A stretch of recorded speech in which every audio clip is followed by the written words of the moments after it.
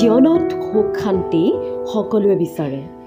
সুখ শান্তিৰে থাকিবলৈ আৰ্থিক স্বাচ্ছন্দ্য খুবেই প্ৰয়োজন। সংসাৰত শান্তি থাকিলেহে এজন মানুহৰ জীৱন আনন্দৰে ভৰি পৰে।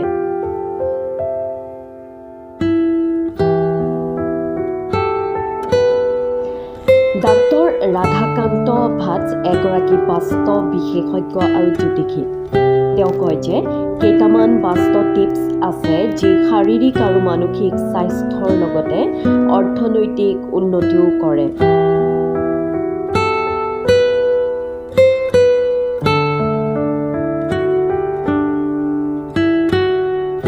পৰিয়ালত সুখ শান্তি ঘূৰাই পোৱাৰ বাবে কেৱল কেইটামান কথা মানি চলিব লাগিব। সেইকেইটা হ'ল দুবিধমান সামগ্ৰী গাৰুৰ তলত ৰাখিব লাগিব, তেতিয়া ঘূৰিব আপোনাৰ ভাগ্য। আপুনি জানেনে 1 টকাৰ মুদ্ৰাৰ লগত আৰ্থিক অৱস্থা আৰু স্বাস্থ্য জড়িত হৈ থাকে। খোৱাৰ পূৰ্বে গাৰুৰ তলত 1 টকীয়া মুদ্ৰা পূব দিশে কৰি থৈ দিয়ক।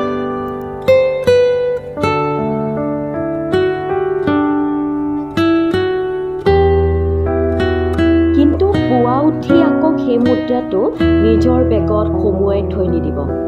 গাৰুৰ তলত ৰখা সেই মুদ্ৰাটো এজন দুখীয়া মানুহক দান কৰি দিব আপুনি।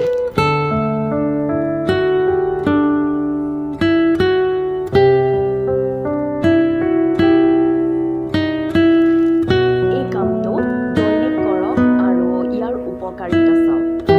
এই কাম